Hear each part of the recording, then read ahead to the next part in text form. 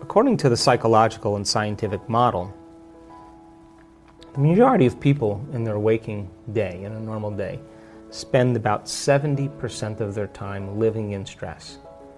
And living in stress is living in survival.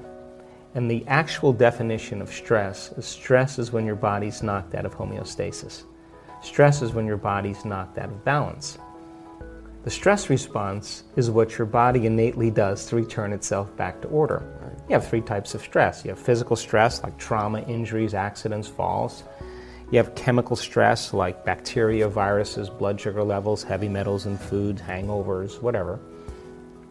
And you have emotional stress like traffic jams, internet connections, second mortgages, single parenting, 401ks, family tragedies. All of those things knock the brain and body out of balance. Now, all organisms in nature can adapt to short-term stress. A pack of coyotes chases a deer in the forest. The deer outruns the coyotes. The stress is over. The deer returns back to homeostasis and it grazes again. The event is over. When the deer perceives a threat in its external environment, it turns on a primitive nervous system called the fight or flight nervous system. And that autonomic nervous system, that sympathetic nervous system, begins to mobilize enormous amounts of energy for some threat in the external environment. Now, deer has all its physiology changed, all the blood is sent to the extremities, heart rate increases, respiratory rate increases, pupils dilate. The 1,300 chemicals that are created in a matter of seconds is to cause the deer to survive in some difficult condition. Now, human beings have the same mechanisms, and when we perceive a threat in our external environment, like a lion, we are going to run or fight or freeze. But if you've had problems with your coworker, or you've had a very difficult experience with your mother-in-law, the moment you perceive your mother-in-law or your coworker, you have a past experience with them, you're going to turn on the same primitive nervous system just like you're being chased by a lion. So what was once highly adaptive now becomes very maladaptive, because when you're mobilizing all of that energy, you are going to operate in very predictable ways. You're going to be an amped up animal with a big memory bank. So that your blood flow is going to go to the hindbrain and away from the forebrain, which means you're going to react instead of think, rationalize. But human beings, the privilege of being a human being is that we can make thought more real than anything else. That's the privilege. So then you can begin to forecast some future worst case scenario. And you can attend to that thought to the exclusion of everything else. And you can focus on it to such a degree that you will begin to anticipate the event and produce the same chemicals as if you were in that experience. And you're knocking your brain and body out of balance just by thought alone. You can begin to unfold some past bitter memory that's tattooed in the recesses of your gray matter. And like magic, you can bring it to life. And in that moment, it's real. And you will produce the same chemistry in your brain and body as if that event occurred.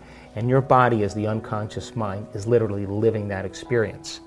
So then, when we're living by the hormones of stress, and you turn on that stress response, and you can't turn it off, now you're headed for some disease.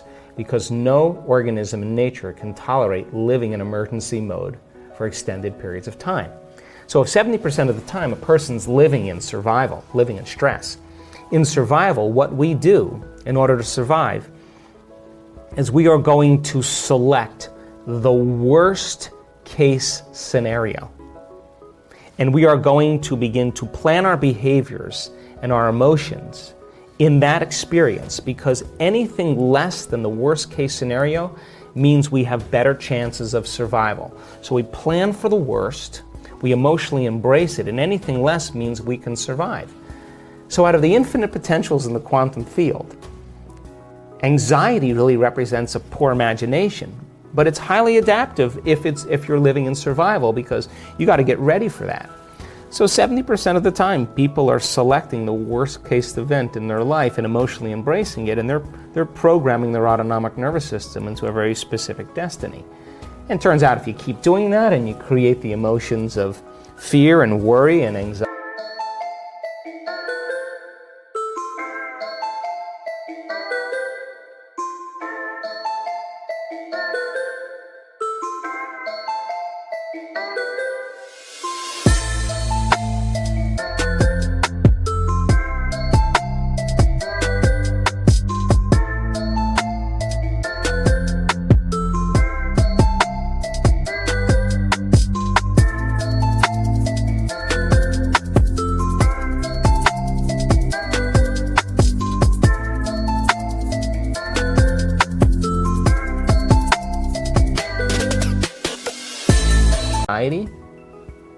And you do that for 10 years or 5 years or 3 years, your body is going to unconsciously become programmed to fear. And it's going to have a panic attack without you. Try as you may with your conscious mind to control it, you've programmed it subconsciously. And now the body as the mind is running the show. So the hormones of stress create the emotions of anger, of aggression, of hostility, of violence, of frustration, of hatred, of fear, of anxiety, of guilt, of shame, of hopelessness, of powerlessness, depression. Those are all chemicals that are derived from the hormones of stress. And when we live by the hormones of stress, we become very selfish. Why? Because when you're in survival, you got to take care of the self. Your attention is on your body, right? Your attention is on your external environment. There's predators out there. The rush of adrenaline causes the senses to become heightened, and you're a materialist, and you're trying to predict the future because there's better chances of survival if you can predict the future based on the past. When that occurs then, over time, the body begins to break down because it's a scientific fact that the hormones of stress downregulate genes to create disease in the long term. So if you can turn on the stress response just by thought alone, and the hormones of stress can make you sick, then your thoughts can literally make you sick. So the question is, if your thoughts can make you sick, is it possible then that your thoughts can make you well? My definition of addiction is something that you can't stop, right? And most people who struggle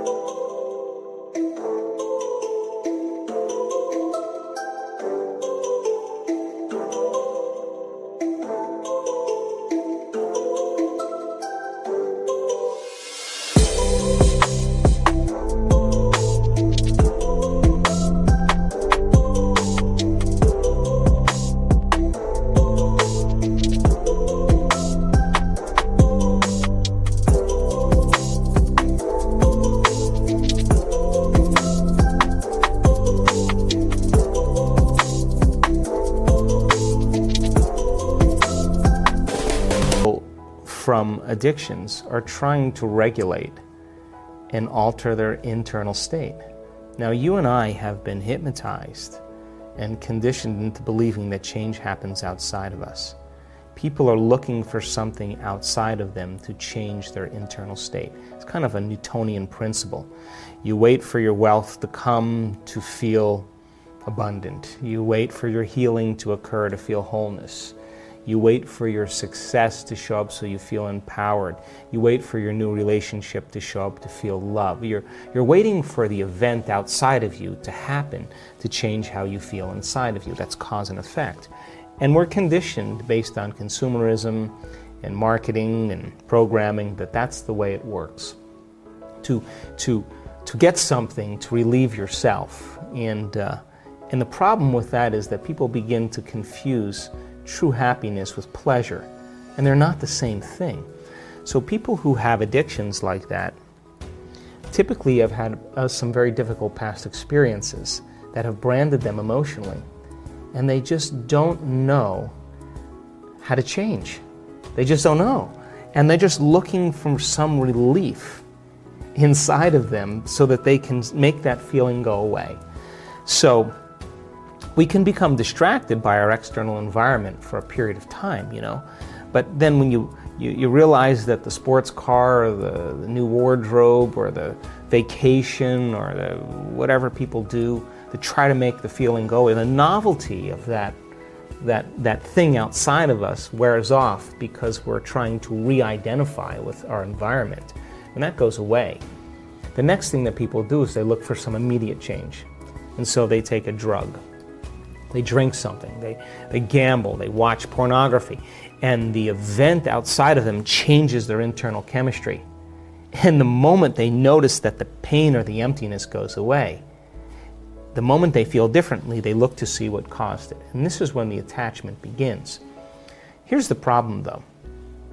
The rush of chemical change that takes place, the pleasure centers in the brain, there's a huge release of the pleasure chemicals.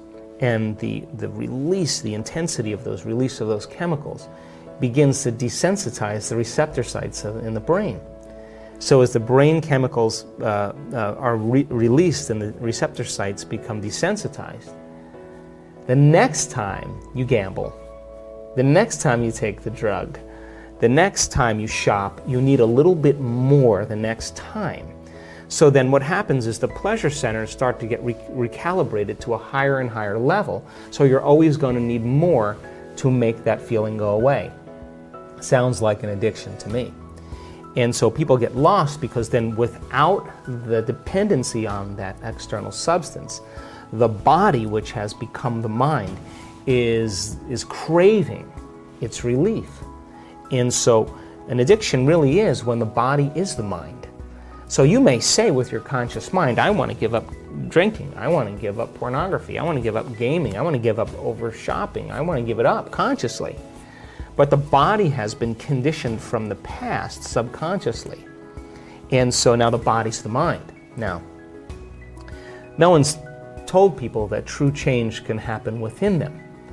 And so then when people start to realize that there's a gap between the external world and how they present themselves to the world and their attention on the outer world and their attention on their inner world and how they really feel. And if they're spending the majority of their time looking outside of them for change and they don't want to look at this feeling, all they want to do is make that feeling go away, they're going to wind up in trouble. So true change is when you start looking within and you become conscious of your unconscious thoughts. In neuroscience, it's called metacognition. You become aware of your habits and your unconscious behaviors. And you look at those emotions that are connected to past experiences and allow yourself to observe them. So then think about this. If 95% of who we are by the time we're 35 years old are those programmed states, the moment you're observing how you think, how you act, and how you feel, it means you're no longer the program. You're now a consciousness observing the program, and you're beginning to objectify your subjective self. You are seeing yourself through the eyes of someone else. Turns out that the size of the frontal lobe, the crowning achievement of the human being, 40% of our entire brain, that's what separates us from all other species. It's the boss, it's the CEO, it's the conscience, it's the creative center. It's what speculates possibilities, it's what learns from its mistakes, it's what has intention, attention. It regulates and controls behaviors and emotional reactions. When your forebrain begins to turn on, when that begins to happen, you are now beginning to become the executive in your life. You're starting to gain more control over your life. If you're living primarily as the body-mind, then the hindbrain is looking for some chemical relief. So by the mere fact that you can begin to observe who you're being means you could modify who you are to do a better job in life. We are continuing with the practice of completing the inspiring and well-known quotes at the end of every video. In the previous video we were looking for two words. The quote was Joe Dispenza's and it goes like this. It's true that our brain is shaped and molded by our environment, but what science is beginning to realize is that our brain is shaped and molded by our ability to, and the correct answer is pay attention. So it's true that our brain is shaped and molded by our environment, but what science is beginning to realize is that our brain is shaped and molded by our ability to pay attention. I want to congratulate to everyone with the correct answer, especially to the first one with the correct answer. I hope you like this way of ending the videos and engaging together. Joe Dispenza has many beautiful statements and quotes. You probably heard it many times before, since you are Joe Dispenza fan. So I'm sure you'll know the one I have for you today. Today's quote or statement that you need to complete comes from Dr. Joe Dispenza also, and we are looking for 2 words. I'm sure you'll know the correct answer. The quote goes like this: Gratitude becomes the emotional signature that it's already happened. Gratitude is the ultimate state. Write your answers in the comments below the video. Even if you're not sure what the correct answer is, try and guess. And while you're writing, tell me also what you think about this video. Don't miss my new videos and new quotes that need to be answered correctly.